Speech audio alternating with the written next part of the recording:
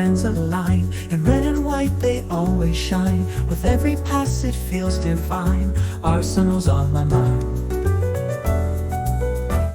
From hybrid days to Emirates grand, each match a symphony perfectly planned. With every goal we take our stand. Arsenal's on my mind. All right. Welcome back to the Arsenal on My Mind podcast. With you a day after the game, it's Mr. Sekijay and Mr. Spike. How you feeling, man? Sober, angry, disappointed. I mean, I've been going through an emotional roller coaster. Mm-hmm. It was a poor turnout in the second half. We only showed up in the first 20 minutes, looked good. Javier should have buried that chance. Maybe if he did, it would have been a different game. Not maybe, absolutely we're a different game. Doesn't mean we would have won. Goals change games, yeah. Then the second half, we did not show up at all. It was one of the worst, arguably the worst halftime performance or half we've had this season. Yeah. And it's instructive, because we've been seeing this coming for a few weeks now. And it's just quite unfortunate that it had to happen in the final. Right. The boys did not show up. They did not. There was no intensity. They were just. It was an absolute disgrace. Yeah. I mean, the performance, right? Well, before I even get into how I feel about the game, let me ask you a question. Do you think it was Mikel's tactics or the boys just didn't show up?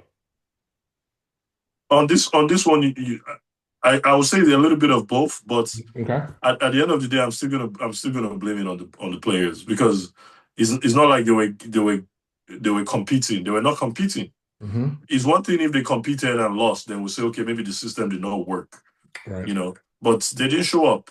They were playing like they were a relegation team playing the champions. It was very embarrassing to watch. Yeah, I mean, so my feeling about the game was, kind of like you said, first 20 minutes would look good. I would even give them the whole first half. It was a comparative game. We were in the game. Second half started, and City came out with more intensity in the second half, which was expected. They dropped a little bit deeper because they played pretty high up in that first half, which is why I think we played well, because we were able to kind of play the game in the part of the field that we like to. But I was surprised when I saw how high they were in that first half. And I remember, and not to get sidetracked, we went to the Arsenal bar out here in Sacramento, you and I, and talked with some fans and had a good time in terms of overall experience. Yeah, we have a lot of content for you guys on that one. Absolutely. And I remember saying, this feels like a ropey dope, like it feels like, to play high against Arsenal was almost like no one does that. Even Liverpool, Chelsea, only Spurs does that, but that's because they're stupid, right? So playing high against Arsenal is typically a way to, lose to Arsenal for the most part. And I think Pep did that on purpose to give us, make us feel like, I don't know what it was doing, the mind game, but, and then second half, they didn't drop very deep, but they dropped deeper. So we didn't have it. Then their midfield took over the game. And to answer the question I asked you, I do blame Mikel,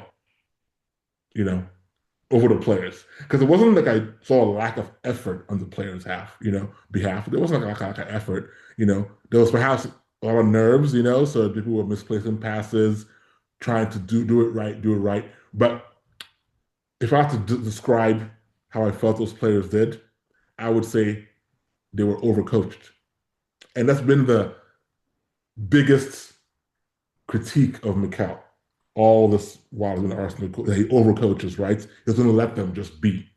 Now, well, I'm not buying that, and I'll tell you why. These guys are professional players, right? They're not kids. That narrative of a young squad is no longer there. They are not kids anymore, right?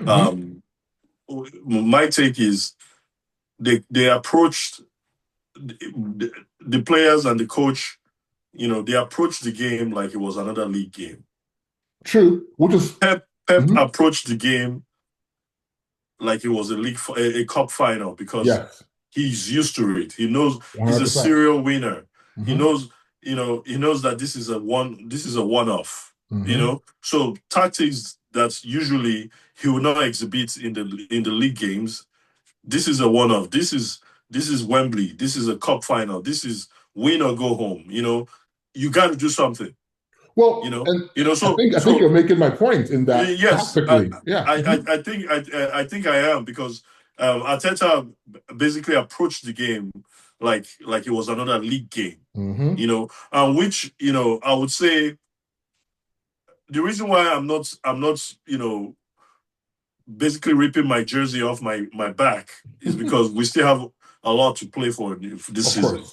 And I'll say it's part of the growing pains of pursuing multiple championship or multiple competitions.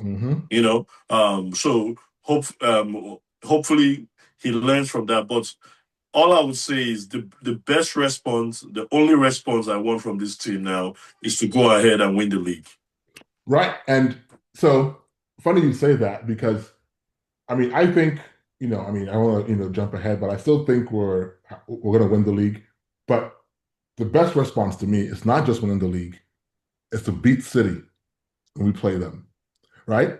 Like, if anything, just for bragging rights, right? Because if we turn around and lose to City at Etihad after the international break and after the Bournemouth game, if we lose to City, regardless of whether we win the league or not, right? It's going to be like, okay, we know City just, that wasn't, it wasn't a fluke that they beat us in the final. It wasn't a fluke, but it means to me, if they beat us, that we just got lucky with this league, that they just lost and drew too many games, I won't see it that way, and I'll tell you why. I need us to beat them, not draw. I really, honestly, even if we go to City and lose, as long as we win the Premier League, I'm fine. And I'll tell you why. I actually want us to win the Premier League, but not go and beat City.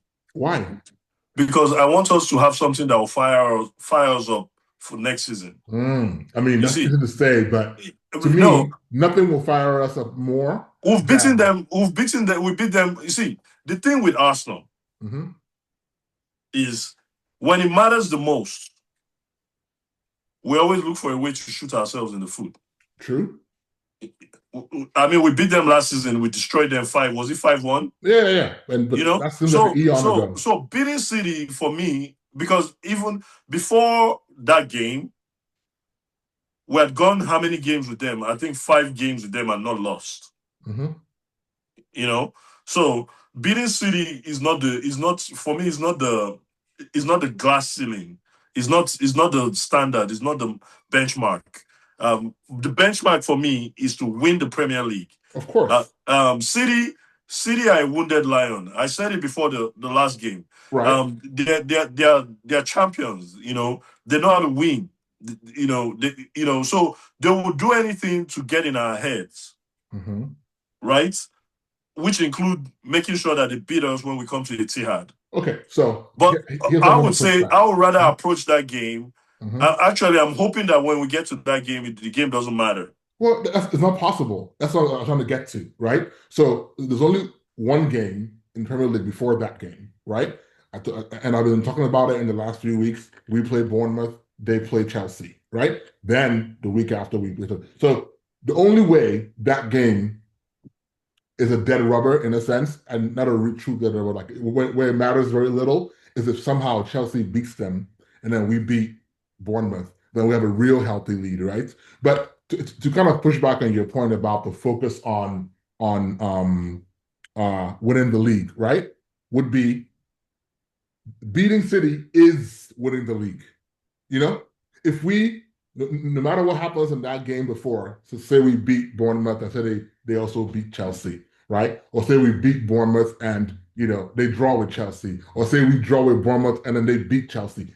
Either combination of that, say we get what we want and we win, beat Bournemouth, and they lose to Chelsea. That game is the Premier League because one way or another, if we lose to them, we put pressure on ourselves for the last 4 games or 5 games. If we draw with them, status quo, right? But if we beat them, the league is effectively over, which is why I need us to beat them. I see what you're saying. Non-negotiable on my part. I see what you're saying, and I understand that. But you see, I've been an Arsenal fan long enough, which you have too. You know, this team, this club, I don't like. I'm gonna highlight your point you made when you said you didn't want City to be close to us in the league. It's the same point I'm making now. Hedging that victory in Etihad, hedging the Premier League on that victory, Arsenal is going to let you down. Well, maybe, right? So I would say the way I want to approach this Arsenal team for the rest of the season, is I'm going to be realistic and I'm going to approach it as a typical Arsenal fan with knowing the Arsenal DNA. I'm going to go, regardless of what happens in Etihad, just make sure that the rest of the game and however you do it, just at the final whistle, at the final game of the Premier League, we should be raising the trophy and celebrating. That's all you see.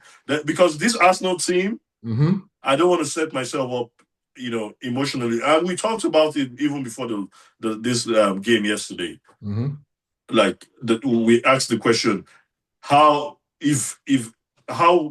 you think Arsenal will lose that game that will say, okay, it's going to affect the league or not? Easily at this point, right? We have a 8-point lead. Is that what it is? 9. 9-point lead. They have a game in hand. So let's just call it 6 points, right? Even though they have a game in hand. If we don't beat Bournemouth in that game before, right? And they beat Chelsea, that's 3 points. We lose to them, we're even with a game in hand. Yep. Right? So to me, that game is 100% a must not lose. Damn near a must win, right? Because you always say, Pep has the know-how. If it gets to that game and they beat us and that win puts them level on points, bar their game in hand, they are not going to lose the rest of the way. They just will not. No, they won't. Exactly. So this is not in the bag yet. And that's why we have to, that game when we play them, it would be great if we have a cushion and we could end it right there. If somehow Chelsea beats them or they drop points against Chelsea, which is entirely possible, right? But that game is the punctuation mark. And for various reasons, right? This game, this final yesterday, literally we fell prey to what I've been saying all season, which is this trying to play Jekyll and Hyde, right? 1 week in the league, you play this constricting way. The next game in Champions League or FA Cup, you have to raise your game and be more attacking. Then next week, you're back there trying to play defense. It's really effing with the team. And that's why I blame Mikel, because when I watched the second half yesterday, right, it wasn't a lack of effort. They were trying to do what he said and taught them to do. But City were just better in those situations, Like they were just trying to do, and, I've read a lot of things, a lot of takes on this, and someone talked about, that because of the manner, before Kepa's mistake even, the other mistake he made when he came out of his box to chase down Doku, that those kind of things rattled them, and they kind of retreated to the shell, whether by default or it's true. It's true. You know why? Because our team is not used to dealing with that. True. Since we got Raya, we've kind of gone away from that. Yeah. So when they saw that, even me, when I saw that, I was in shock at first. You remember I was saying Raya? I was like, did Raya just kill us? Because I wasn't used to seeing Raya do that. Then you corrected me that, it's Kepa. Because for some reason I'm used to seeing Raya in the post. I'm not used to seeing drama since Ramsdale left coming from our goalie. So I agree with that column that it kind of rattled the team because the team now started thinking, we have a problem at the back. And most importantly, now here's the problem. Because of that, right, they have to drop deeper because they can't leave that space for the keeper Yeah, to normally protect him. to protect him, you know? So either way, right? I just believe And the that the only mistake way. and the mistake Kepa made yesterday was he was trying to play like Raya. Well, of course. But He's you not know my Raya. response to that. I hate short keepers. I hate it. You know, and Raya makes up for it for his amazing reflexes and his footwork, right? But I need a backup keeper to be a giant. Or not crazy, just 6'3" or more, you know? But that notwithstanding, right? The game itself, like you said, terrible. I mean, my thing is, okay, so obviously you said this about Arsenal and Champions League events and so forth, and you've talked about how our attack sucks, right? No argument there, it does suck. Does it suck because the players are out of form? Does it suck because they keep trying the same things over and over? Or does it suck because of personnel? Or is it just Mikel not coaching them well? A lot of options there, sorry. I'll say the first two. Okay. I don't think it's personnel. We have the personnel. Okay. You know, we have different profile players that can come in at certain situation and influence the game. Mm-hmm. I mean, I just think the players, of course, we've been saying it all season. Our attack is out of form. Mm-hmm. Saka is out of form. Mm-hmm.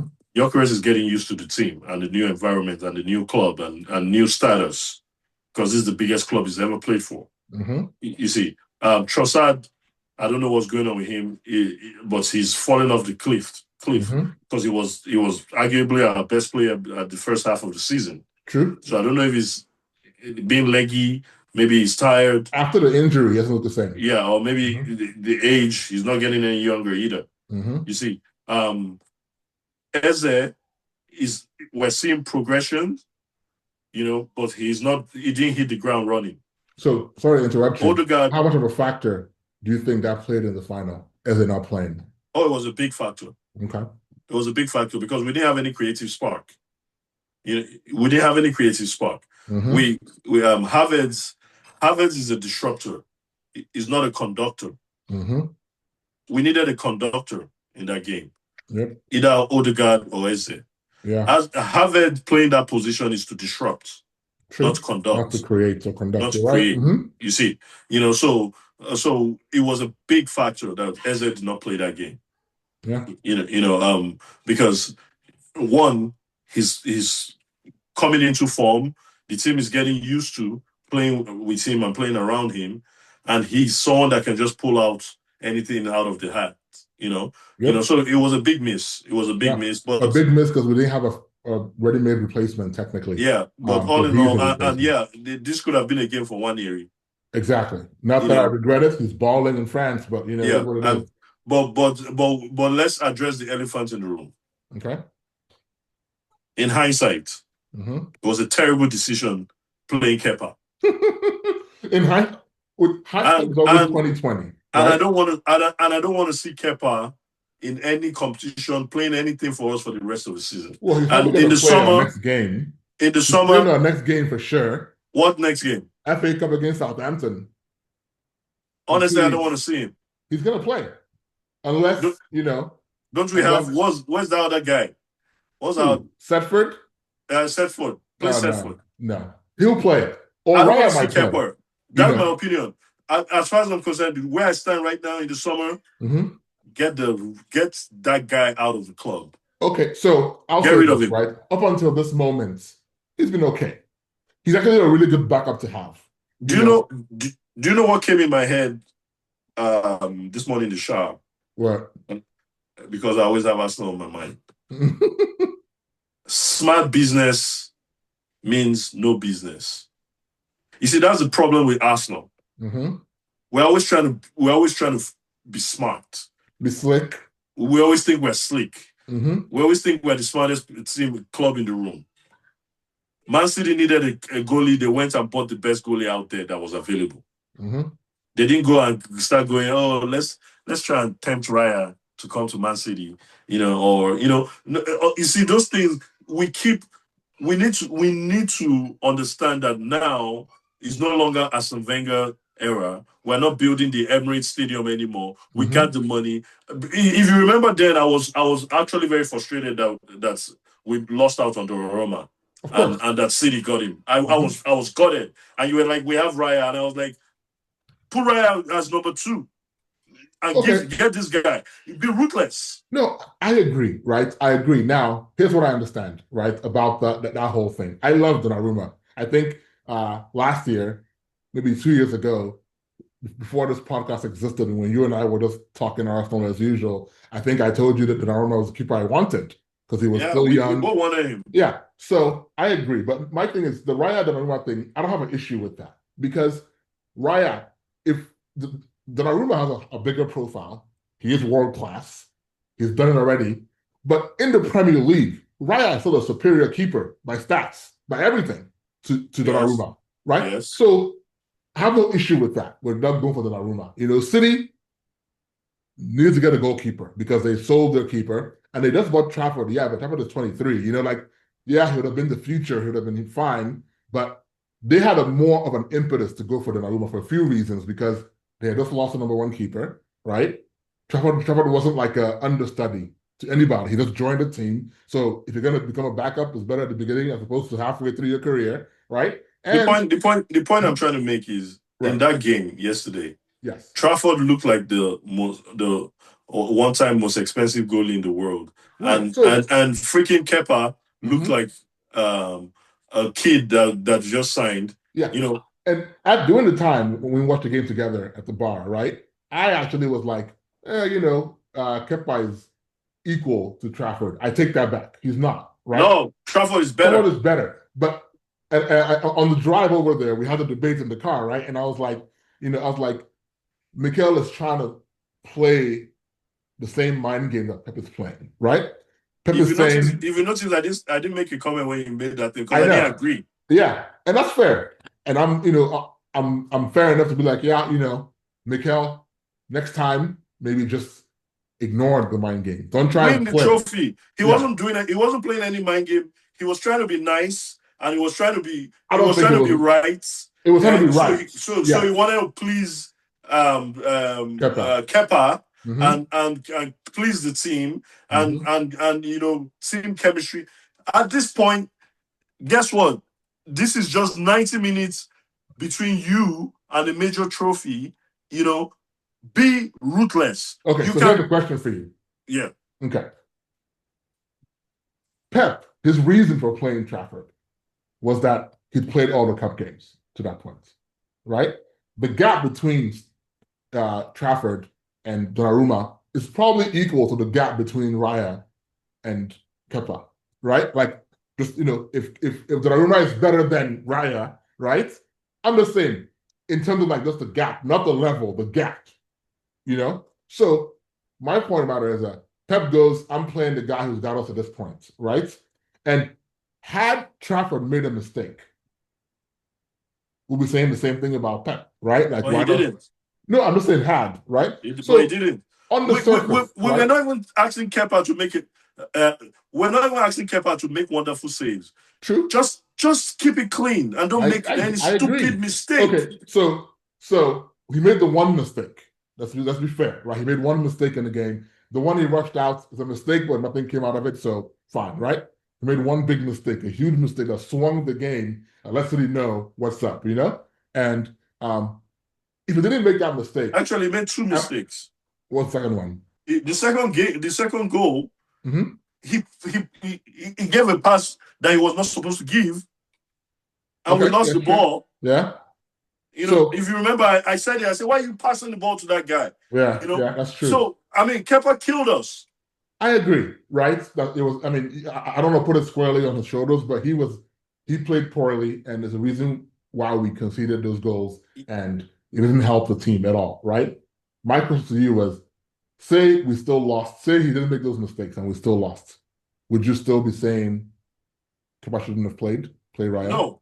Okay. No, but he made those mistakes. Yeah. And guess what? We'll never forget those mistakes. Well, we will very soon if we win the league. No. No. If we win the league, we'll feel better, but we'll never forget. You see, because when it mattered the most, Mm-hmm. he betrayed us. You see, and there's nothing anybody could tell me. I don't want to see that kind of goalie. He shouldn't even be part of the team in the next season. Okay. I'm sorry. Yeah. It's 5 million. 5 million. We can cut our losses and get rid of that dude and go buy. You see. See the difference between Arsenal Mm-hmm. and clubs like Man City, Real Madrid, and the rest. Mm-hmm. Those guys caught the BS. And you see, what did they do? They needed a goalie, right? They had bought an understudy that has the potential. He has all the attributes. He has everything to be a great. Mm-hmm. He has the height. He has everything, right? Then what did they do? They now went and bought one of the top 3 or top 4 goalies out there. Right. And guess what? Trafford himself cannot complain. Of course. Because he was like, instead he will even be excited that, oh man, I have Donnarumma to learn from every week. Right. So that is the difference between these big clubs and these clubs that are serial winners and Arsenal. Okay. So Arsenal is always trying to be slick. I'm going to push back there. And I'm going to tell you some background that maybe you've forgotten, right? So Trafford was already a Man City player before he left and went to Burnley. And then they got relegated. Then Burnley had the best season in the championship coming back up. And he had the most clean sheets in I think in championship history, I believe, where he went about 20 games without conceding a goal. Long story short, right? He was a Man City graduate already, right? And he left, proved himself ultimately, and they brought him back. So buying Trafford back, right? It's not the same, but it's similar to how we brought Eze back. Not the same, but like we brought a player back. It's not close. We brought a player who it's not close because they put a clause. They put a clause in Trafford's buyback clause. Okay, but let me land the ship, right? And what I'm trying to say is that in that respect, right, Eze was different, of course, but we brought a player in who has proven himself elsewhere, right? That's a factual statement, and was brought in our minds to be one of the men, like you're the man, right? But when Eze wasn't playing well, Mikel benched his ass. Like, benched his ass. We were getting worried about Eze, like, dude, when are you going to play? Because he wasn't playing well. So I don't think that buying Donnarumma is a generational talent, right? And also, the rumors at the time, were that he only wanted City, and that only City could afford him. Let's remember, it wasn't like City went, we want Donnarumma.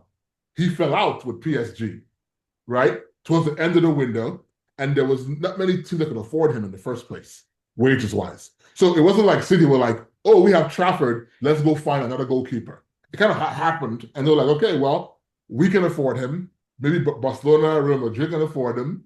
Arsenal, if they really push their budget, like really push it, he'll probably be a highest earning player, right? So it wasn't like there were options. I don't even think we were ever in the market for him. When it was available, what did I say that time when you and I had that conversation? I said, break the bank for him. Break the bank.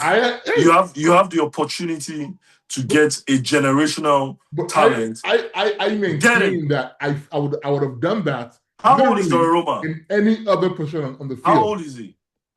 How old is Donnarumma? 28 maybe. He's still in this. He hasn't reached his prime yet. Exactly. But my point is, I'll be okay with that with literally any other spot on the field. To be ruthless about it. But I'm saying that as good as Donnarumma is, and we've discussed about world class and what I write as world, and I said it's not even world class yet. But from a performance standpoint, there is no drop off between Raya and Donnarumma from a performance in the Premier League standpoint. We're even, if not better. Well, you are misunderstanding what I'm saying. Right. I'm not complaining about Raya. I know. I'm saying that we wouldn't have needed to do the same thing. But you see, that's insinuation that going from Raya to Kepa is the same gap as going from Donnarumma to Trafford. I disagree. It's close. It's not. Because I think Donnarumma is way better than Trafford. Yes. And I think Raya is way better than Kepa. I disagree. Oh. Yes, Kepa made a mistake Even before that. But I don't think the gap between Kepa and Raya is that much. Oh, I think it's huge. No, I disagree. I think it's huge because forget about like how well, not how well, Kepa had played the full season at Bournemouth, right? The season before we bought him on loan from Chelsea. So he played Premier League the whole season, and he was good. He was good. He played with for Bournemouth. They had a lot of shots. Has Kepa ever played for Spain? Of course, he was number one. Has Raya ever played for Spain? Yes, but not as a starter. Has Kepa been a starter for Spain? Of course. Case closed. The next. Oh, topic. Come on! Right at the time, Raya wasn't even in the picture. Mm. Anyways, but age-wise, they're about the same age. Maybe I think Kepa's a little bit older, maybe, but age doesn't matter to me because Donnarumma is about to be 30. He's 28, 29 maybe. And Trafford is 23, 24, right? The point I'm trying to make is, why does Arsenal always be the one to lose out on these players? We didn't lose out on Donnarumma. No, okay. Let me put it this way. Why does Arsenal always be the club that ends up with a Raya and a Kepa? Not a Donnarumma and a Trafford. Okay, so let's put it this way, right? And we're gonna have to do a separate. Anyways, they needed a defender. They bought the best possible defender that was available in the Premier League. Who? City. Who did they buy? Gueye. Oh, okay. Well, again, they needed a right winger. Hold on. They bought the best. The point I'm trying to make is the stock they go for and the stock we go for. They shop top shelf. Right. We don't shop top shelf. Okay, so I'll tell you. Here's my point. Right. Then we're always trying to get. We're always trying to get top shelf performance from players. So it's basically champagne. Arsenal has champagne taste on a beer budget. Literally, because they have more money than us, right? It's obviously. So they are going to shop top shelf. Well, let me push back a little bit here. Gueye and Semenyo, right? Premier League battle tested, but arguably, performance-wise, last 3, 4, 5 years, they don't get into the Arsenal team. None of them do. Just saying. Gueye would have come to Arsenal to ride Saliba's bench, And Semenyo, maybe this season, he'll bench Saka, but not like overall, right? So, yeah, they shopped good in the window, and they got two really good players. But none of those players... Gueye and Semenyo will make any title-chasing team better. Yeah, as backups. No. Will make any... The point is, they'll make any title-chasing team better. Right, and City needed defenders. First of all, Stones has been injured all year.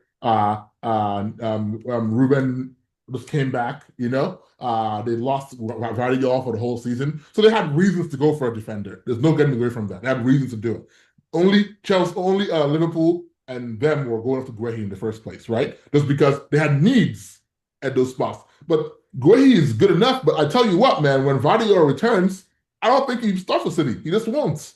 Well, that's City's problem. We've digressed far enough. Okay. Yes. Back to the game. Back to player ratings. Let's talk about some ratings. Yeah. Okay, so I'll go first. Brutal ratings, but not terrible, actually. Kepa, I gave a 3. Pretty bad performance. Enough said about that already. Back 4, I gave White a 6. Did okay. Gave Saliba a 7. He's my man of the match. He handled Haaland, I'll say. Gabriel, I gave a 6. Wasn't his best performance, but he was good. Hincapié, a 6 as well. Yellow card shook him. Again, he doesn't offer enough going forward, but fine. Zumendi, I gave a 5. He's been invisible recently, and I don't like it. Rice, I gave a 6. He tried his best, but not his best game either. Havertz didn't really play well. Give him a 5. He just didn't really. He wasn't like you said it best. He was a disruptor, but not a conductor. Saka, I gave a 6. Thought he tried, but again, it's off form. I gave Gyökeres a 6 as well. I thought he actually had a good first half. He did his best, and give Trossard a 5, which again is probably generous, but a 5 for him. Off the bench, I gave Madueke a 6. Could have been a 7, but I thought he came on and he was really, really good. He just did more than Saka, did. So give him credit there. Jesus, Martinelli, 5 each, didn't do much off the bench. Calafiori, I gave him a 6, could have been a 7 easily because he really changed. He really gave us a little extra injection when he came into the game. And Mikel, I gave a 4. I thought it was just poor, kept our thing, instructions wise, didn't fire up enough, defensive, all of it. Crap. What's your ratings? Well, mine kept at 2. Benny Blanco, I gave Benny Blanco a 7. Okay. And the reason why he got an extra point was the fact that he leveled Cherky after Cherky was showing off. Yep. So 7 for Benny Blanco. Saliba 7. He handled Haaland, I agree. Gabriel Hincapie 6s. Okay. Zubimendi and White and Rice 5. Rice too was I mean he too was missing. Our midfield was missing. Okay. So 5 for both of them. Havertz 4. The fact that he was too casual and did not bury that chance. 4 for him. Saka, I'm beginning to get frustrated. I'm beginning to get worried. 5 for him. Gyökeres 6. He was lively in the first half, but he did not get a lot of service. Trossard 4 is missing. MIA.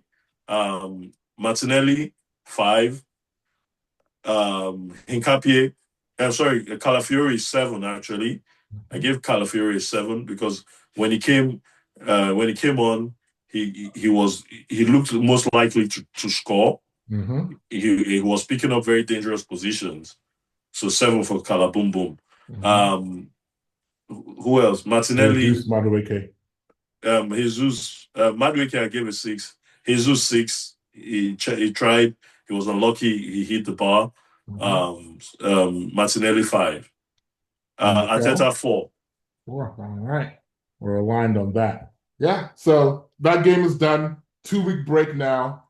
We come back against Southampton, April 4th. Let me ask you this question. We had like 4 or 5 players withdraw from the international duty today. Do you think it's due to injury or they want to focus? Oh, focus for sure. I agree. And I was happy to see that. Yes. I was happy to see that they are pulling out. I will say this, as far as timing goes, with when this game happened and we losing and so forth, best time possible. We get 2 weeks to regroup. And forget come about back it. And play an FA Cup game, so no pressure there in a sense. Yeah. And time for Odegaard to come back, the Eze's to come back, Get a little. And I like what one Arsenal fan said. He said, "Who cares if you lose out on $100,000?" And it's a good way to look at it because when I was reflecting on it, I thought to myself, yes, back in the days when we used to call it Carling Cup, the Carabao Cup, all we used to say was perfect, one less thing to worry about. So I like the fact that they are pulling out. It's a good signal. It shows that they are upset at their performance, and they know that they owe it to the fans to show up for the rest of the season, because now is crunch time. Now this is the time legends are made, and this is the time villains are made. This is the time you will either be a player that will remember for the rest of our lives, or you'll be a player that will be thinking, oh, who was that guy? Oh yeah, Shamak, or or whatever, Sanogo. So this is the time they fold their sleeves, and put their personal lives on hold and go, this is it. Hey wife, hey kids, mommy, daddy, leave me alone. I need to focus. This is it. This is a defining moment in my career. Yep. Dare I say, I think it's time to go to Dubai again. Well, something they need to do, because I forgot even. So after this break, April 4th, we play Southampton. Then we play Sporting in the first leg before playing the next Premier League game. Yeah. Right. And I'm telling you, as bad as things could have gone, right? The game was terrible. We got beat up by City. Disappointing. This break is important. Yeah, You know? this break is the best thing that's happened to us. Best thing, the break along with the games in between, because it will just give us a chance. Literally, the way I see it, and I'm wishful thinking here, is this break, Mikel needs to unbrainwash them. You know? Like, okay, we've played defense up to this point. Now it's time to start killing teams, right? Because if we go out here and we thrash Southampton, then thrash Sporting in the first leg in their house to where second doesn't even matter, right? Then destroy Bournemouth.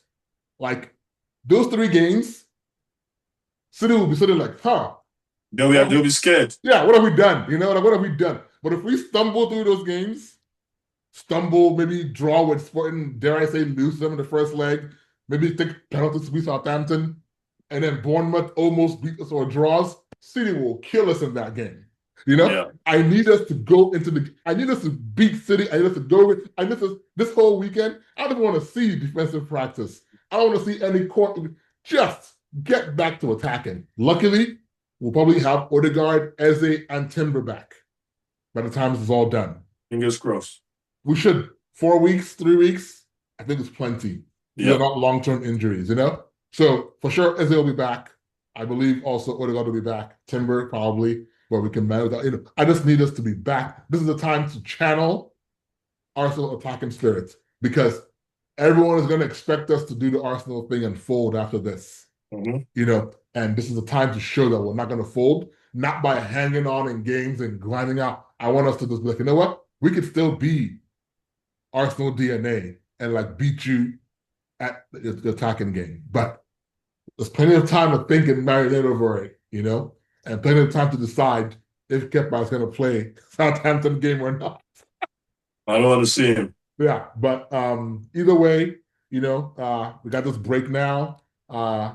But I wanted to give a quick shout out to the bar, Henry's Bar. Henry's, wow. Henry's Lounge. Like bar. Henry. Thierry Henry. Yeah, it's perfect, Henry's actually. bar. It was a great atmosphere. I've never been around as many Gunners since we went to watch them in New York many years back. It was great. Too bad the game sucked. All of the interviews that we did are on our socials. So if you're watching this and you were at that game, check out our Instagram and our TikTok, same title, Arsenal on My Mind, and you can watch some of the reactions we have from fans at halftime and at the end of the game. And for everyone that contributed, thank you so much. We enjoyed talking to the fans. We're going to try to make it a habit to go there as often as possible. Absolutely. To meet the real fans of Arsenal that are out there in our neck of the woods. But during this break here, let's just cleanse the palate, relax. As Aaron Rodgers says, RELAX, calm down. Let's get back to what we know how to do best. And let's come out swinging in the next game. If you want us to do any special episodes, like a fan episode in between the break, let us know. Drop it in the comments. Let us know if you want us to do something in between, or if you want a break from Arsenal, because it's been quite a heavy ride. Either way, thank you guys out there for supporting and joining and commenting on our podcast. And big up to our new subscribers. Yes. We see you. Big up to Henry's Bar. We love you all. Share, like, subscribe. Keep the hope on. We're going to win the league. Let's go! Arsenal! Come on, Arsenal. All right, guys. Until next time, keep Arsenal on your mind. Your mind.